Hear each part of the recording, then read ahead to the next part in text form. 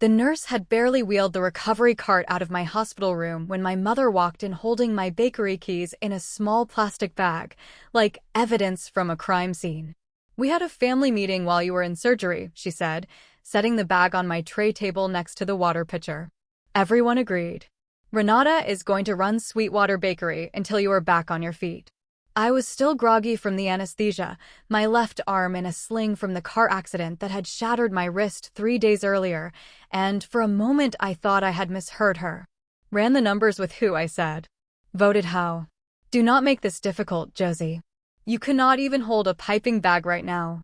I am Josie Calder, and 6 years earlier I had walked away from a stable job as a hotel pastry chef to open Sweetwater Bakery in the same strip mall where my grandmother used to buy her bread. I had built that business out of a loan, 400 square feet of leased kitchen space, and roughly 900 nights of sleep I never got back. My mother had never once, in 6 years, called it anything other than the bread shop, as if she could shrink it down to something small enough to hand to someone else. "Renata does not know how to run a register," I said, "let alone a business. She managed the front desk at the dental office for 3 years. "That is not the same thing." My mother folded her arms, the same gesture she used when I was 12 and had questioned why my younger sister got the bigger bedroom. "The doctor said 6 weeks minimum before you can use that hand again. Rent does not wait 6 weeks. She was right about the rent. That part scared me more than the metal plate now holding my wrist together. But something about the timing. 2 more weeks passed with the flour account frozen and one wedding order genuinely lost to a competitor before Priya's letter finally reached someone who mattered, the state licensing board that had already flagged Frank once before, years earlier, for a nearly identical scheme run against another small business. "He is not untouchable," Priya told me. "He has just never been formally reported. Once is a rumor. Twice, on record, is a pattern." Frank did not vanish quietly this time. He called my personal cell number 2 days after the cease and desist arrived, his voice low and almost amused. "Your father never filed a complaint either," he said. "Some people know when to let things go. I am not my father." "No," he said. "You are not." And he hung up, and the reviews disappeared from the site within the hour, and the wholesaler released the flour order the same afternoon once the board confirmed a complaint had been formally logged. He was never charged with anything. He simply became, for the second time, a name flagged in a file somewhere, quietly less useful to whoever might call him next. It was not the ending I wanted. It was the one that actually happens in real life, and Priya told me that was worth more than it felt like in the moment. Aunt Carol called my mother the same week, furious that her name had come up at all in Priya's letter. It came out, in the argument that followed, that Carol had introduced Frank not out of innocent goodwill but because he still owed her money from a bookkeeping deal gone bad 8 years earlier, and steering him toward helping. Renata had been her quiet way of getting him back in a room where he might finally settle what he owed her. My mother had not known that part when she agreed to it. Discovering it seemed to hollow something. "The filing itself does not transfer your lease or your license," she said. "But it does not need to. If vendors believe there has been a change in ownership, they can freeze deliveries on their own, and that alone can hurt you badly before we ever get in front of a judge. This is not a one-conversation fix. Expect weeks, not days." She was right within 48 hours. My flour wholesaler called to say deliveries were on hold pending a written clarification of the new ownership structure, someone having phoned them directly using the Sweetwater Concepts name. 2 wedding clients emailed to ask if the bakery had changed hands, after reading confused, oddly specific 1-star reviews that had appeared overnight, describing a business under new, unprofessional management, with details too accurate to be random. "Someone is working ahead of us," Priya said, reading through the reviews with me. "This is not panic. This is pressure." Renata came to me in tears that same afternoon, holding her phone. "Frank called me. He said if I do not sign an updated management agreement by Friday, the consultant fee I already spent training will be considered a personal debt I owe him, not the business." "Do not sign anything," I said. "I already have 2 kids and no income if this falls apart, Josie. Then we fight this the right way, together. Do not hand him anything else to hold over you." She did not sign it.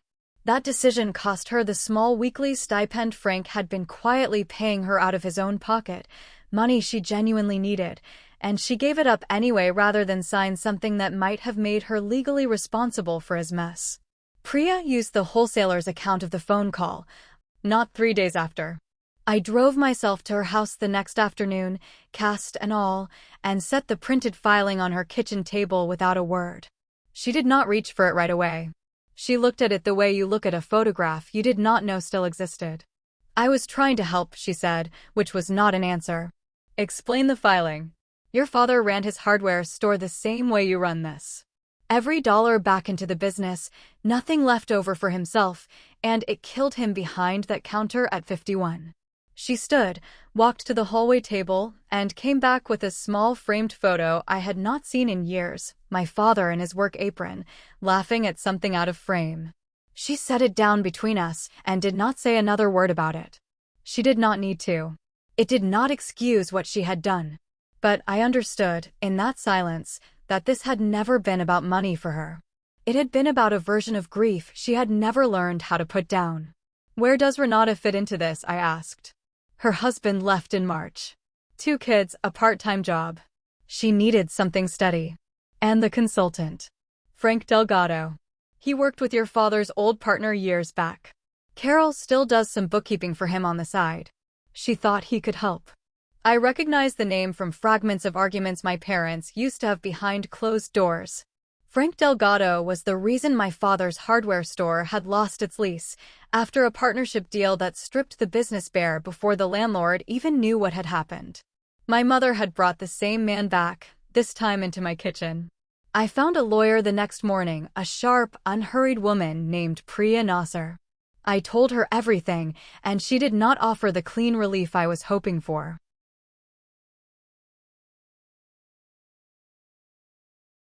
Who has them right now? I asked. Renata. She opened this morning. It went fine. Renata did not know the code to the walk-in cooler. She did not know that the mixer's 3rd speed setting stripped the gears if you left it on too long.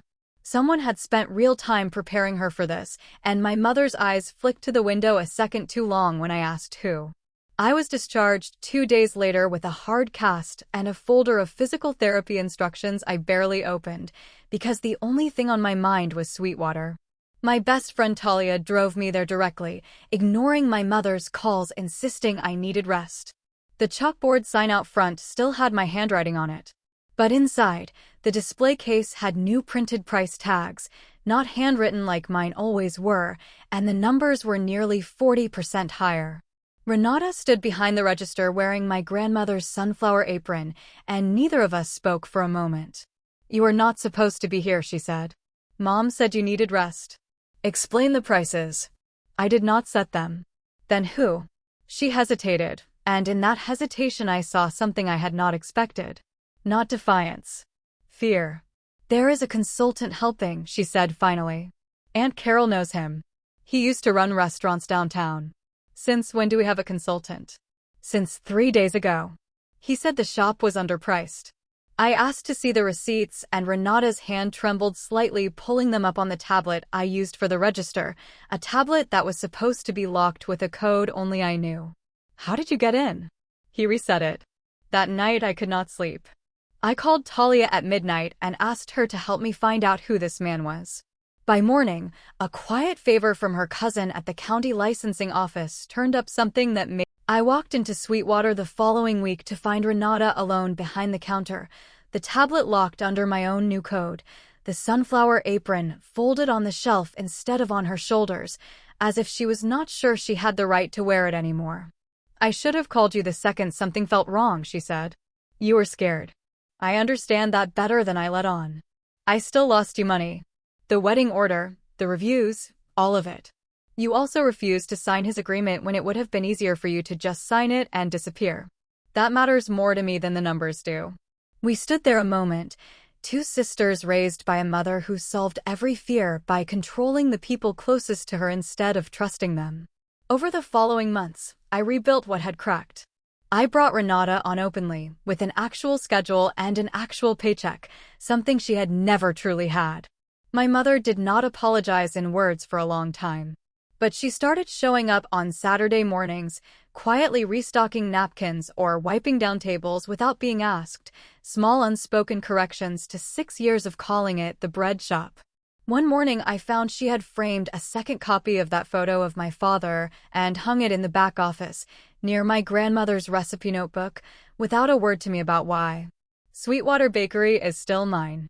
Every recipe, every lease payment, every early morning. The sunflower apron hangs on its hook by the register most days, and some mornings I let Renata wear it, not because someone handed it to her, but because I choose to, and because she has, in her own quiet way, earned the right to put it on herself. If someone in your own life has ever decided your future was theirs to manage, I would like to know how you finally took it back. Tell me whenever you are ready.